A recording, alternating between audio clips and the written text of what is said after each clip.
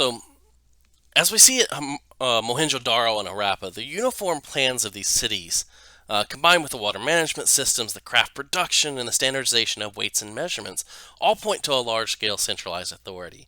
And it's not just at these sites. That centralized authority occurs at just about every Harappan site that we see. They're all built on these same plans with the same water management systems.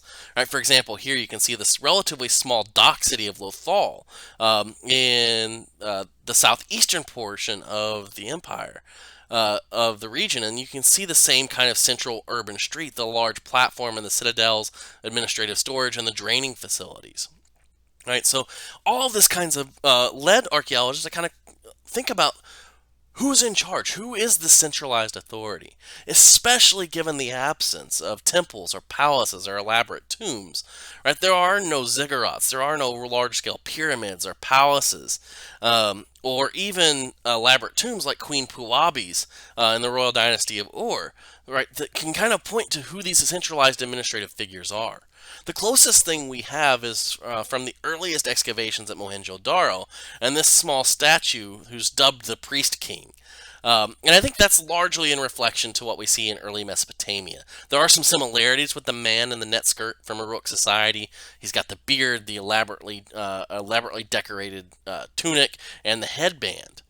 But this doesn't necessarily symbolize someone who is in power in the same way that we might think about it from a Uruk Mesopotamian society, because there are no images of this individual doing anything that's typically associated with administrative power, right? They're not overseeing bound captives, they're not collecting resources, they're not waging war or bureaucratically administering society, they're not performing actual rituals in any way that we can kind of think of.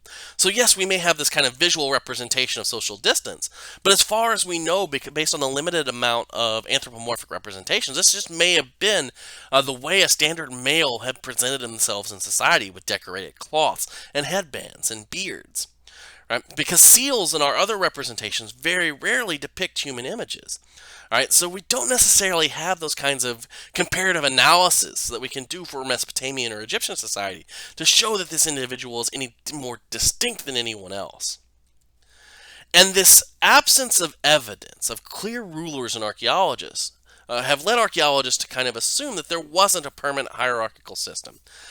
Now, so what archaeologists are always kind of dealing with as a paradox, right? Remember, 80 or so percent of the things that people would have used don't preserve. So we're missing a lot of the picture anyway. And so one of the real dangers in archaeology, and one of our kind of mantras, you'll hear archaeologists talk about this all the time, is that the absence of evidence is not the evidence of absence. Just because we don't find something doesn't mean it didn't exist in the past. Right, but that's kind of what we're left with here. We're left with this large-scale centralized administration that we assume requires leadership, centralized authority, a hierarchical organization to maintain. Right, and based on that absence of evidence, some archaeologists have argued that there wasn't a hierarchical organization at all, and that the Indus River Valley system represents a heterarchical system of organization.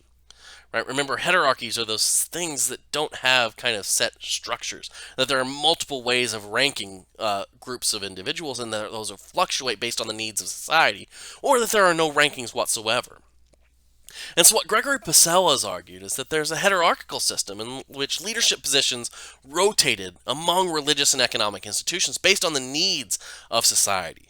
And so Pacella kind of views this as kind of a corporate power sharing kind of mode, where local councils of individuals within each of these neighborhoods or trade guilds all shared power, and that the centralized authority itself, while being an important organizing principle of what it meant to be a member of the Indus Valley civilization, was not centralized through authority. Remember, right? Power is the power individuals possess. Authority is that power recognized. And so what Pacella is essentially arguing is that Indus Valley civilization, it contains the same power that we see in Mesopotamia or ancient Egypt, but that authority is minimized, and authority transitions through these corporate groups, through local councils, through trade organizations, through priests, and they cycle through in a power-sharing way to kind of limit any one individual from maintaining control over the overarching system. Now, that is all based on an absence of evidence. And that doesn't mean that we don't have rulers in Harappan society, but so far, through 100 years of excavation at dozens of large-scale Harappan sites, we don't see any evidence for what we might consider a king or a ruler or a high priest in the same way that we see in Mesopotamia or Egypt. Now, that's not to say there isn't social differentiation. Right? We have an overall ideology of egalitarianism. Remember, houses are remarkably uniform. There's very few social distinctions in terms of access to wealth among the living. But we do see divisions of space. Right? Each of these towns is divided between citadels and lower towns, and that is a functional differentiation.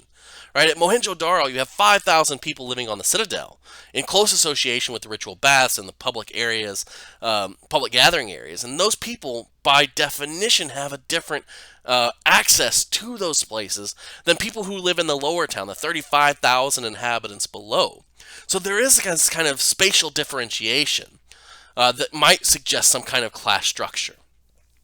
In artifact assemblages, we see something similar. There are beads and jewelry, right, that are all made in the same style, but made of different materials.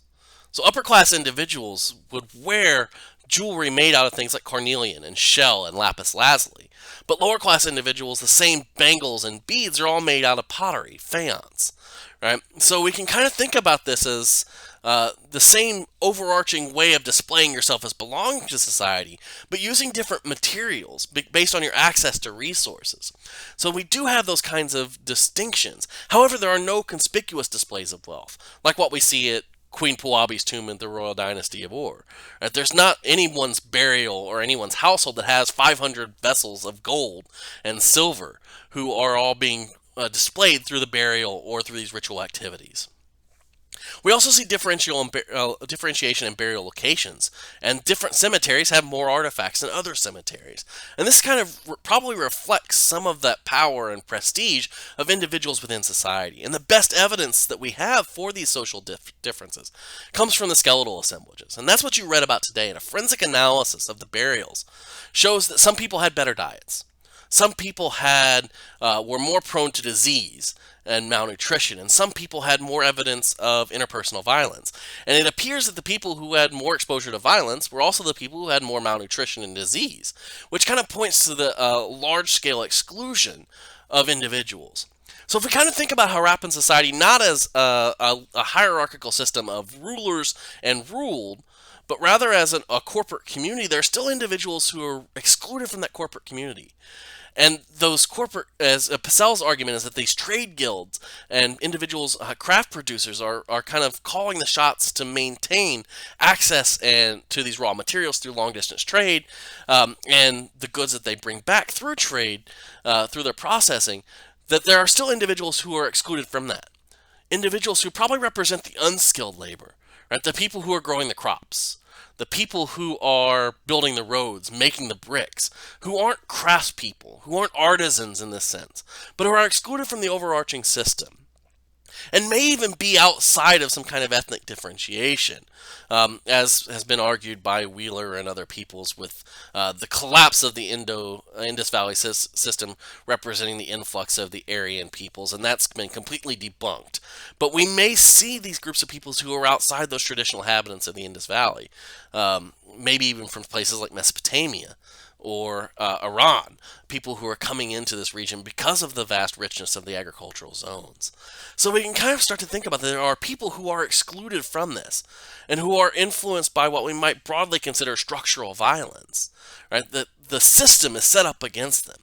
And so they're destined to a life of poverty and interpersonal violence that's associated with it as they kind of fight for their survival on the fringes of Harappan civilization. I think this is where we kind of start to see this. And inequality isn't fueled by hierarchy. Inequality is fueled by unequal access to resources. And even a system that lacks a clear hierarchy, we still see a system that is set up to maintain unequal access to resources for some individuals within society. Even if that is largely differentiated, it's not as extreme as what we see in ancient Mesopotamia or Egypt. So I want to kind of leave you with a lasting question to kind of think about for the reading today. And that is, what does a society without leaders look like? Right? Can we envision an alternative of these